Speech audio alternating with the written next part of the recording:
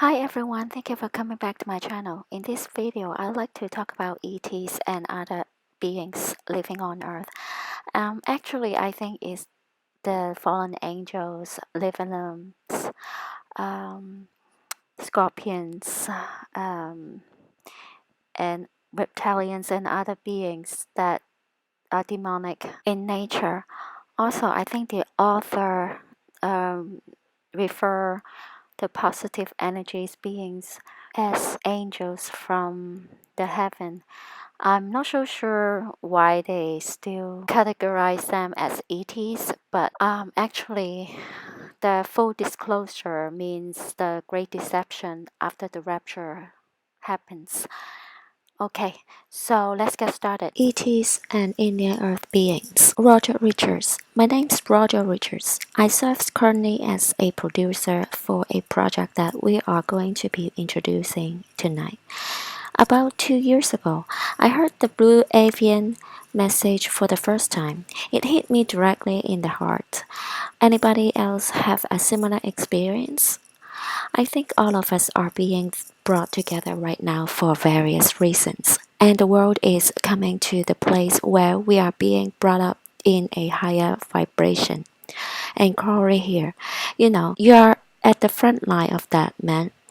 And he was tasked to bring the message of the Blue Avians to a larger audience. And it was probably about 4 months ago when he came to me with this idea for a comic book.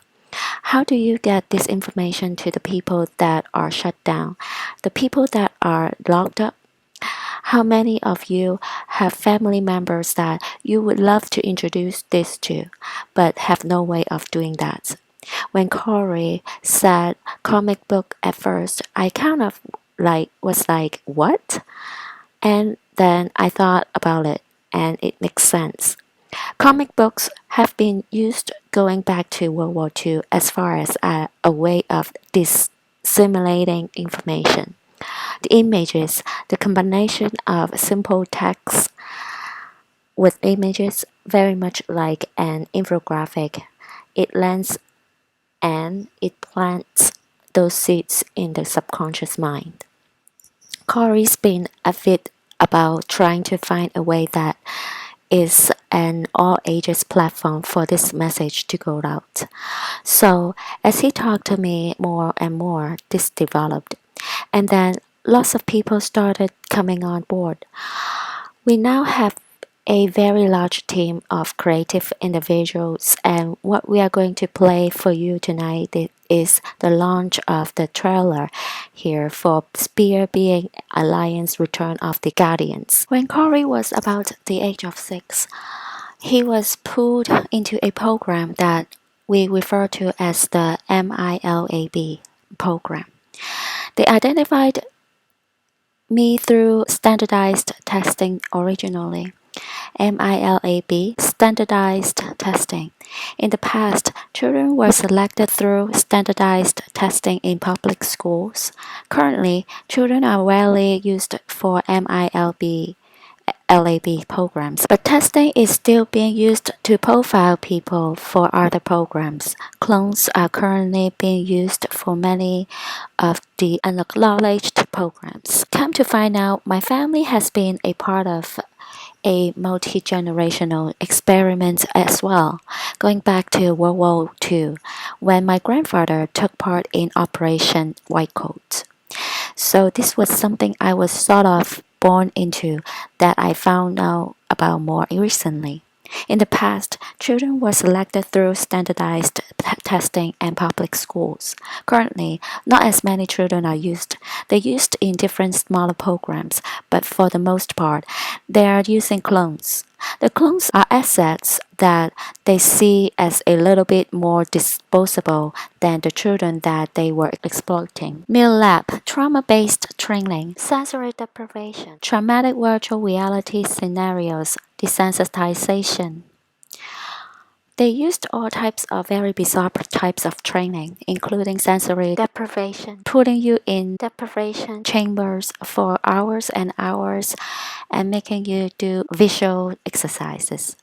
They would also put us in very bizarre and upsetting virtual reality scenarios and see how we would react and do personality profiles and decide how they were going to use us in the future. They were doing all of that to desensitize us to violence and seeing other people violated, which is difficult to do with children that are intuitive or empaths. But they were giving it their best effort. MK Ultra vs Ultra programs. Intuitive empath training is not part of MK Ultra. We are all under a mind control program utilizing the collective creative consciousness can break the global mind control program. A lot of people hear of the MK Ultra program and they like to lump everything under that. The MK Ultra program was a mind control.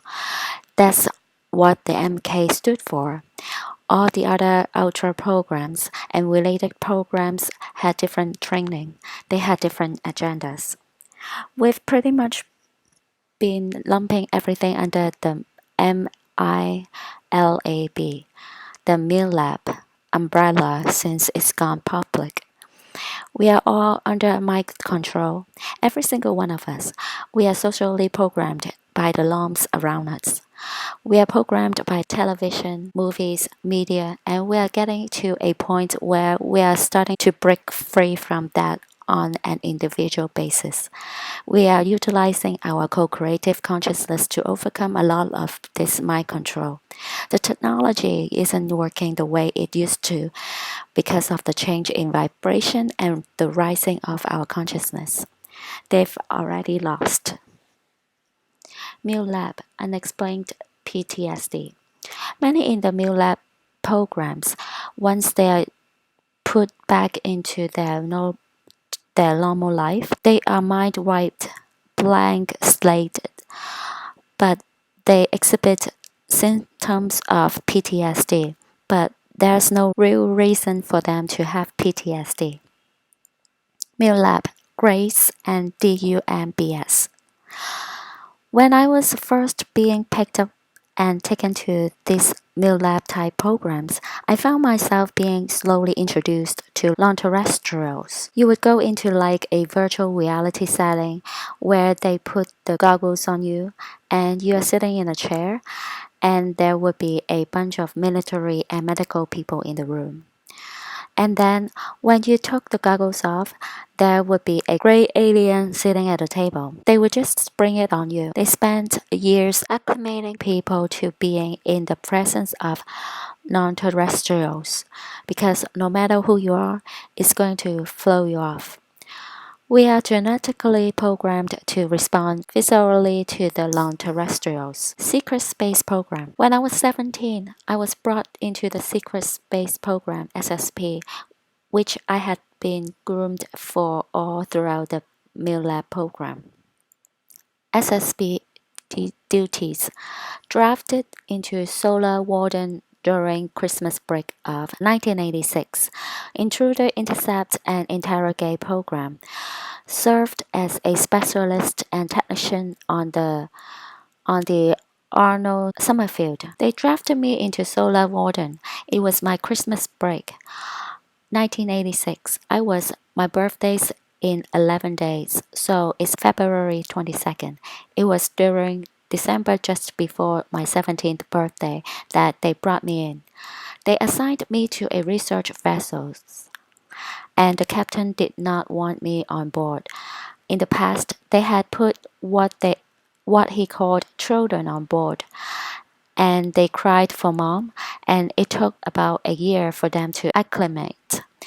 And he did not want to go through that. It was too disruptive. So instead, they sent me to the intruder, intercept and interrogation program where they would use intuitive empaths to interrogate non-terrestrials that they had caught in our solar system or on Earth. I was in that program for about a year, just under a year. And then they reassigned me back to the Summerfield. I worked for scientists and engineers.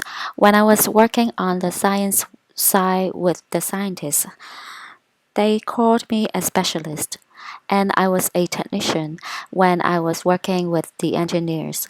Who remembers talking about the dart craft coming in my backyard to pick me up? SSP, dart craft, used to ferry people to the LOC, Lunar Operations Command. When they did a pretty close depiction right here, it was the first time that I had been taken back to the LOC since I had been separated from the SSP program. That's the backyard. Now, in the beginning, my wife didn't know what to think when I was telling her that a spacecraft was picking me up in the backyard. She went in the backyard a couple of times and saw little triangular spots, landing gear divots. And one time she went out and she saw a pair of bare footprints walking out. They disappeared, and about 20 feet over, another pair of footprints coming back to the door. And that's when she started to really start to believe that something bigger was going on. Lunar Operations Command, first modern human base on the moon, considered to be a neutral zone, at least 11 subsurface levels. The Lunar Operation Command, you notice, is shaped like a swastika. When I first went in around the 1987 period, when I saw it, it still looked like this. When I was separated, when I was coming to get debriefed, they had purposely built around it to break up the look of the swastika, so it no longer looks like a swastika. This was set up by the Germans, obviously, and it was the first human base on the moon that was allowed by the other groups.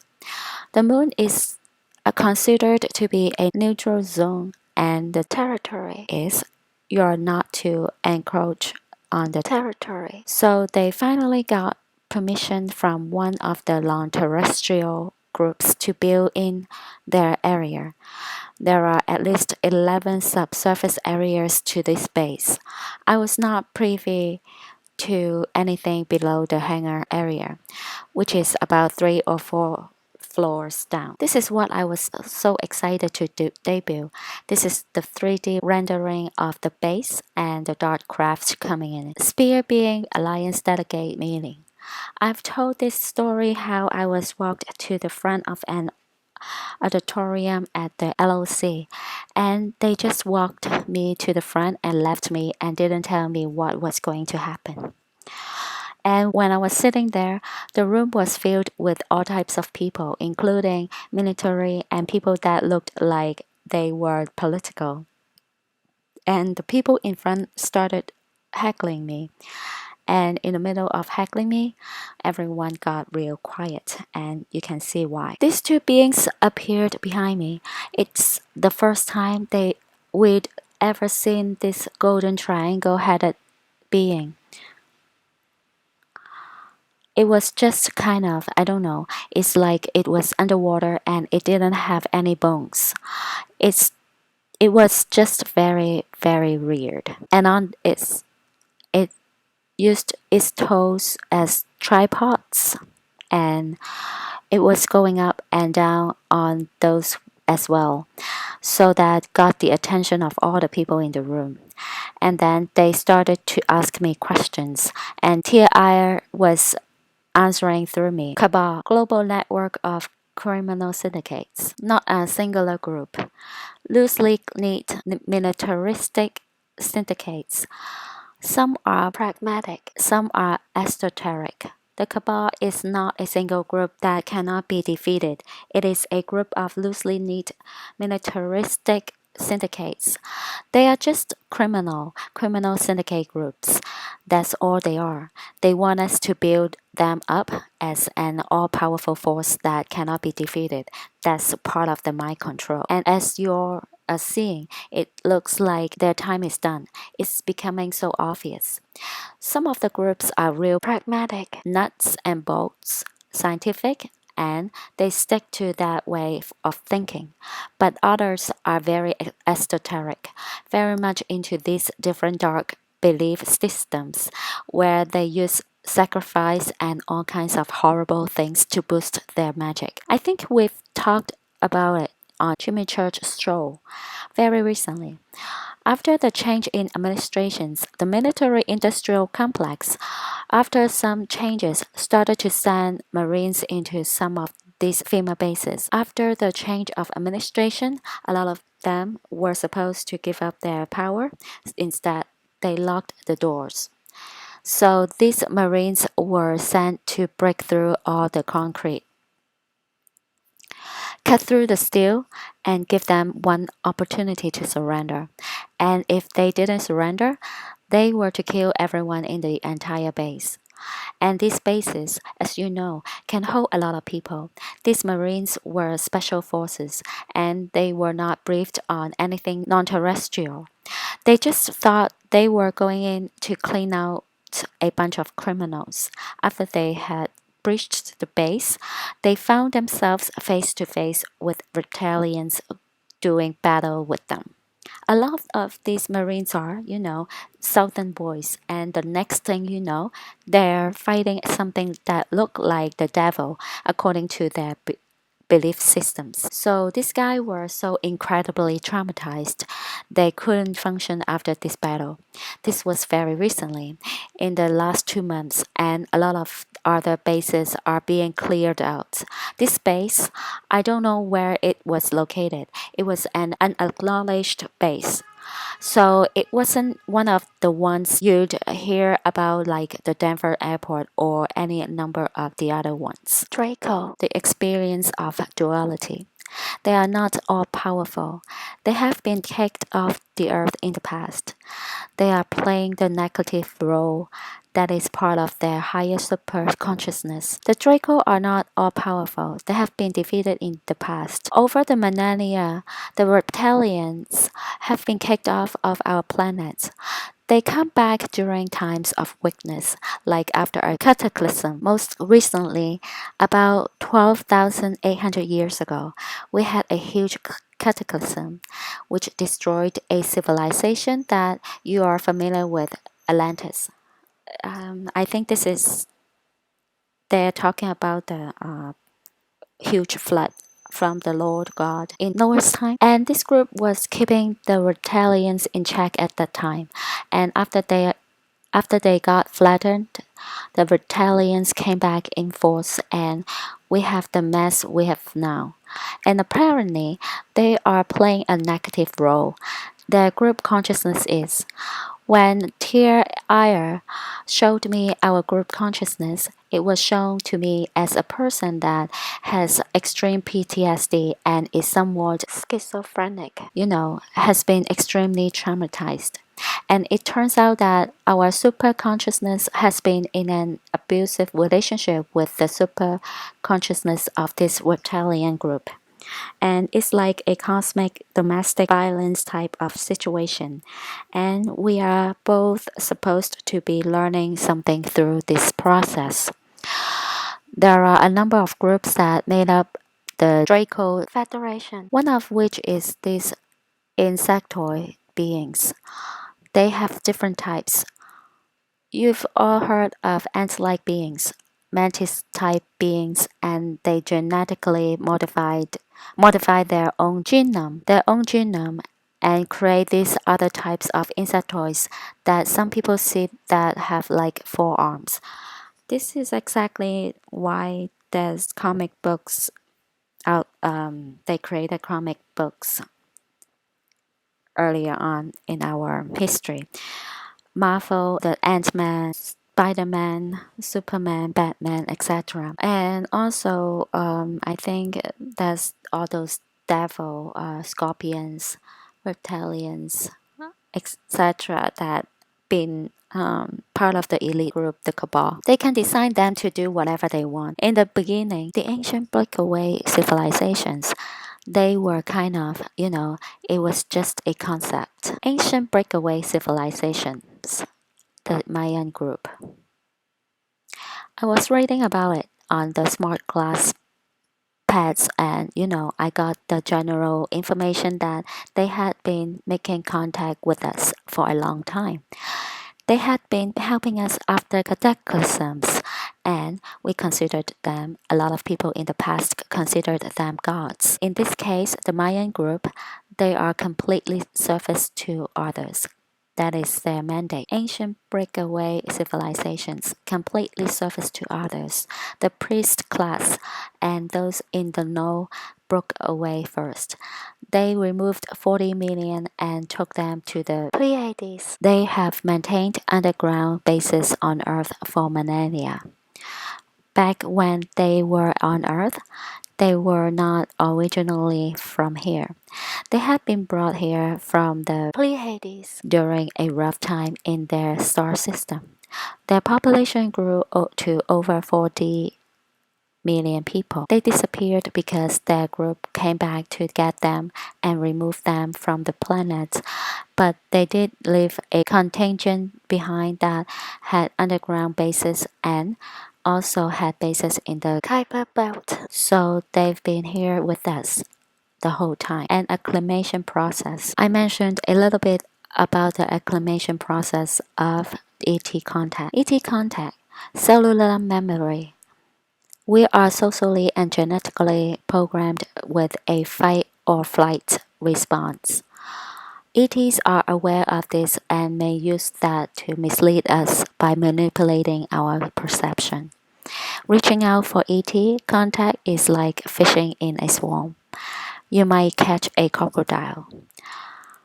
We have a genetic and cellular memory going back way back from these beings.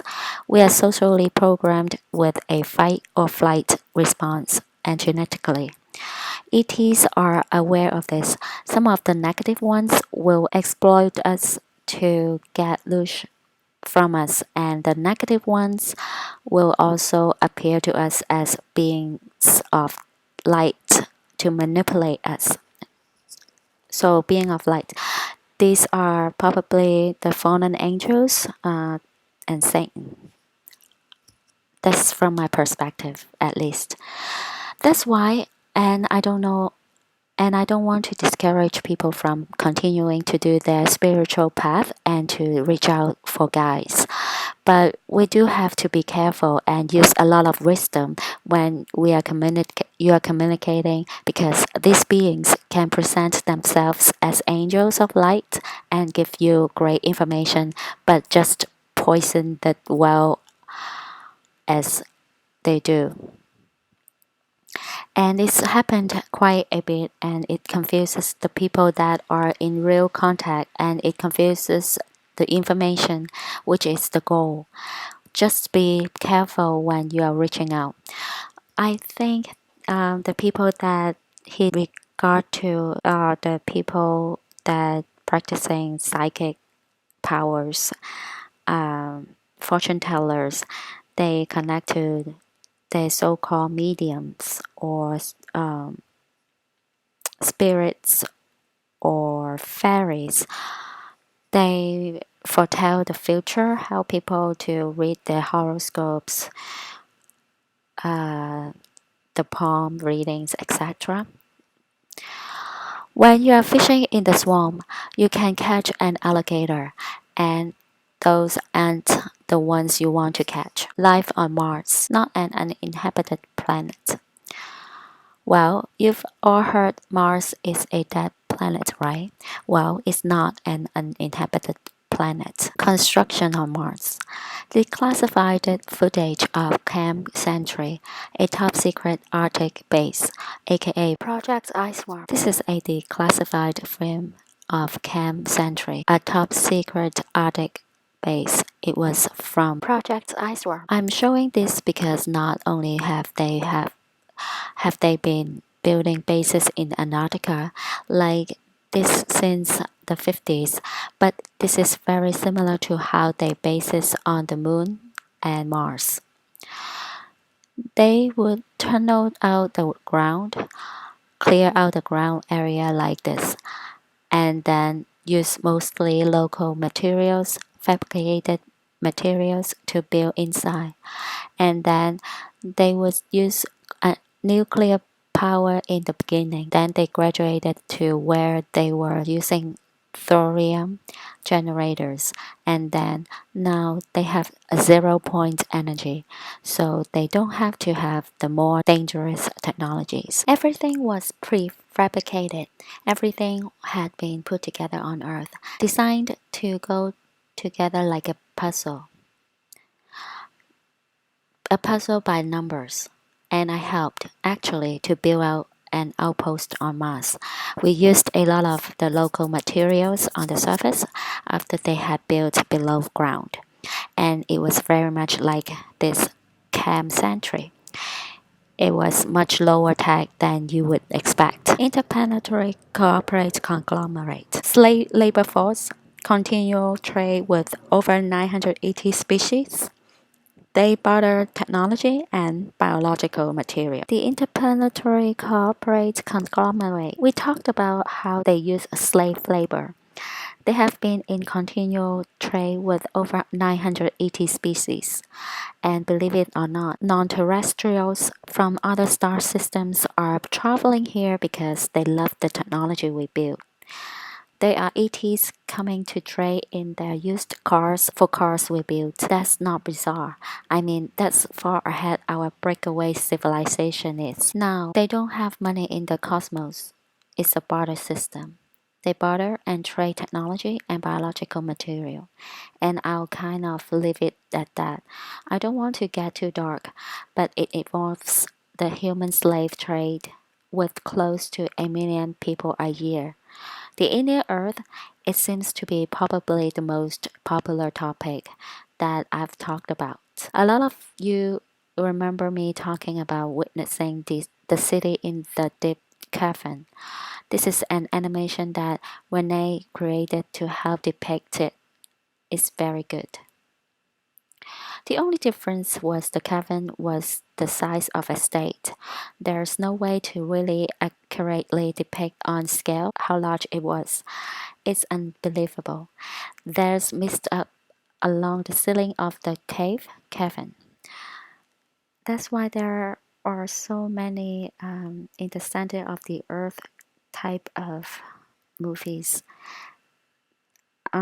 Actually, they building a whole other civilization underneath the earth's surface.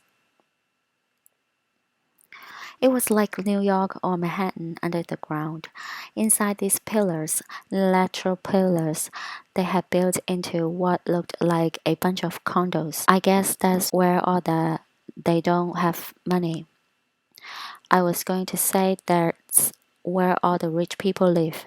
They don't have money. They are a fourth density being, and apparently they trace their lineage back to the earth, and some of them, including the Ansha here back 18 million years. These beings could be the fallen angels and Nephilim and the hybrids of other reptilian type of beings with humans.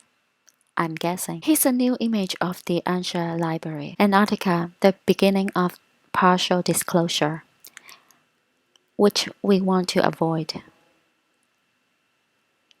Recently, I was brought down to the Ansha city. I was teleported and found myself in an area I hadn't been.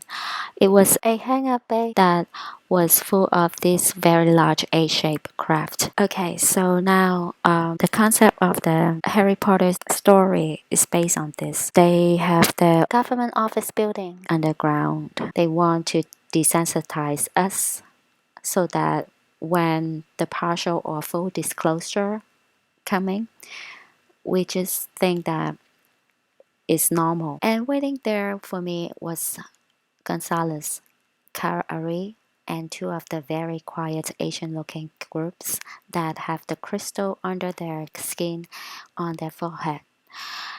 They all have a crystal implanted under their forehead. Okay, pause right here. Crystals is very popular among the psychic and spiritual community. They use crystal to absorb energy in the surrounding area. And currently, I found out that a lot of people practicing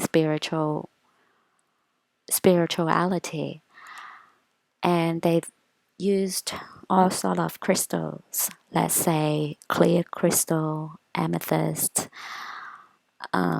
etc.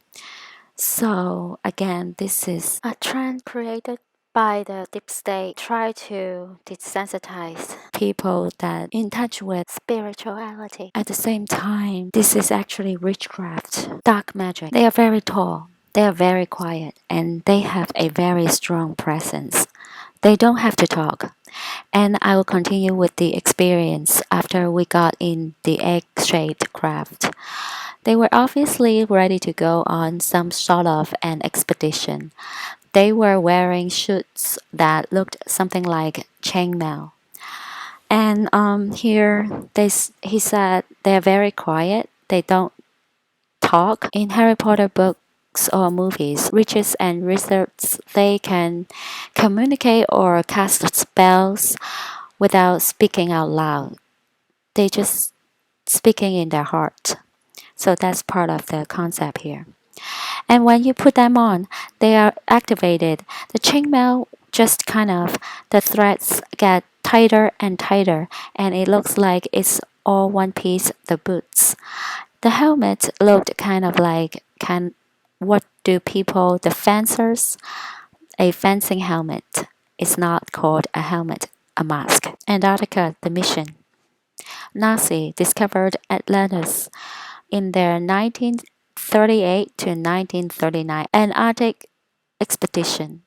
Pre-Adamites ruins discovered. Cabal Disneyland tours.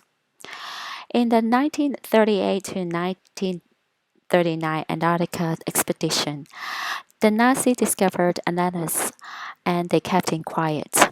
They found what we are now calling pre-Adamite ruins, and this is a group that I showed a picture of that looks like the ferrets. They have the very strange torsos.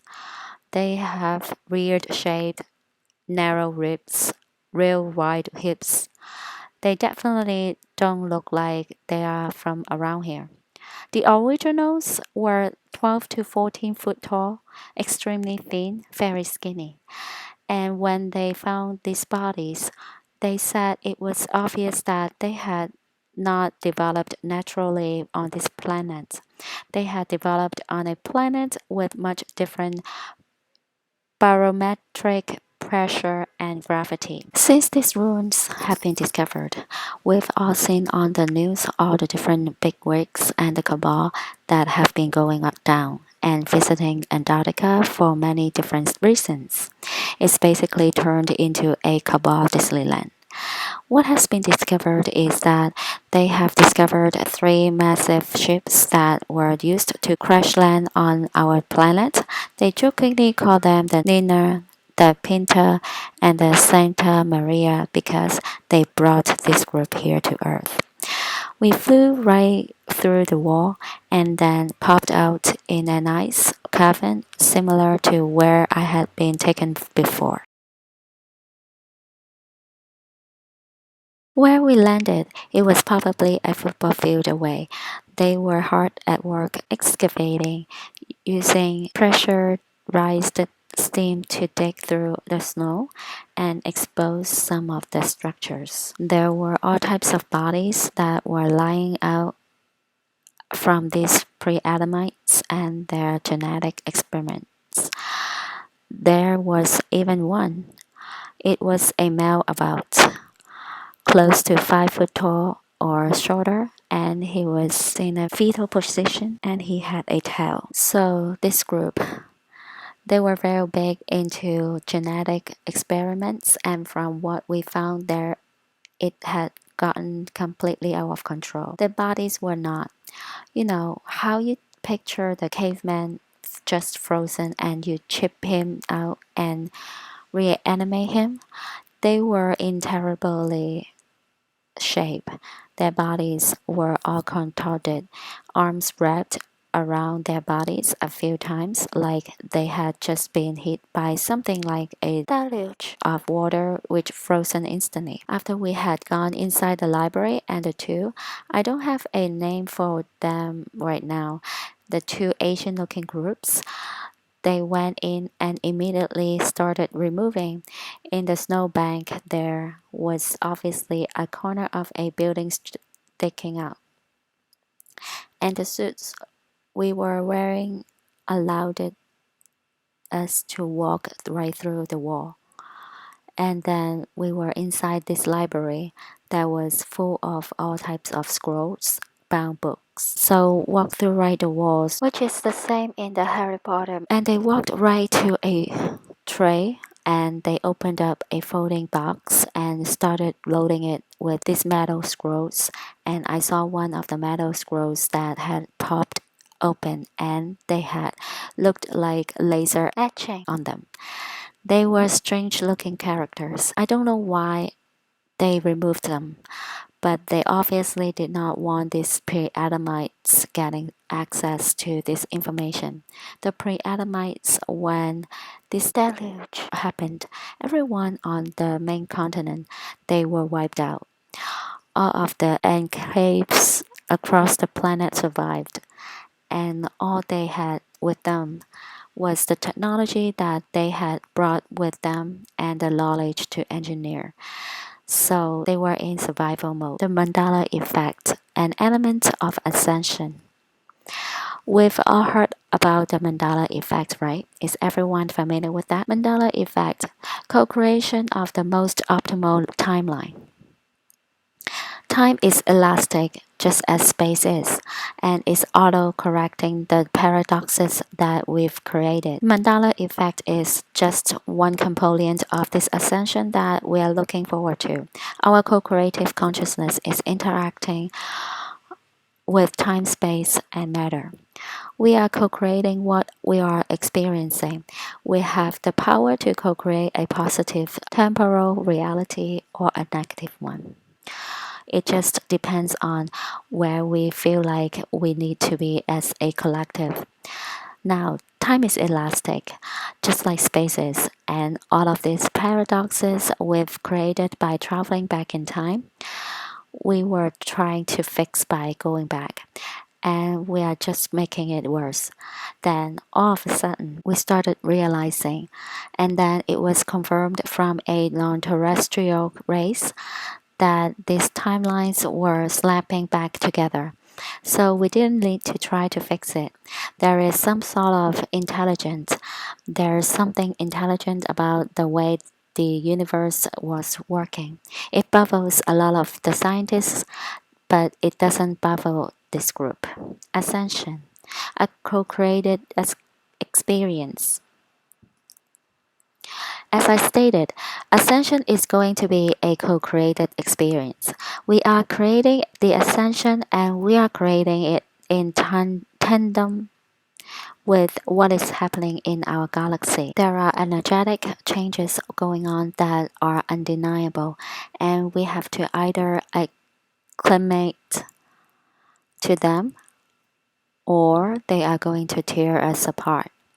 And that's where, we see the good are getting better, the bad are getting worse. I've added to it, the crazy are getting crazier. They can't handle the energies. No one can.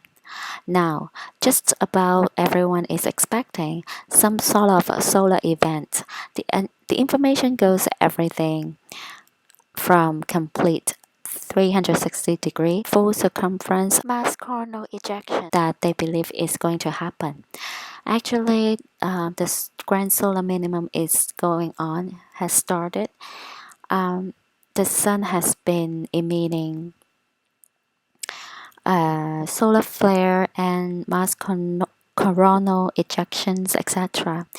And if you go to Blue Kool-Aid's channel, you will know what's going on. It's been affecting us, the people on Earth, and the Earth itself. The ascension means these cosmic energies that affecting us right now. And of course, why we are all divided is because the combination of the cabal mind control programs and these energies. And when that happens, the sun will appear to go dark for a number of days before it pops back into equilibrium and comes back alive. I think we are going to experience it very soon because the sun has been acting up very weird, very strangely. So it's exactly recorded in the Bible, the Revelation. The sun will go dark and the moon will go dark. And in that moment, they expect there to be a moment of flashes, and a lot of this is feedback through the cosmic web from other star systems. As the energies are healing them, these cosmic energies that are causing all this change, it feeds back from star to star. And depending on where you are in the cosmic web, you are going to have this ascension event or event that helps us go through a massive genetic and consciousness change. What Tier Ayer has explained to me is that this density change that we are going to experience, it is almost completely a consciousness component. It is a change in consciousness. And once we have a different, broader consciousness, we realize our co-creative abilities, and then matter changes. Our bodies, the world around us changes because we change it. In different areas of galaxy in between, as we rotate around the galaxy, the great year or cycle, about 26,000 years, we are in certain open areas. There are giant gas clouds, for the lack of a better word, that we've been aware of for a long time. They were sending crafts out, gathering telemetry from these very hot gaseous clouds. And when they were taking a look at this energy that our solar system is traveling through as a travel around the galaxy, they were noticing that the people were starting to behave bizarrely. So they reproduced that energy in a controlled environment, and they found out that negative people started to have sort of a breakdown. They couldn't. They were having mental and emotional breakdowns, and people that were positively oriented were starting to breathe out.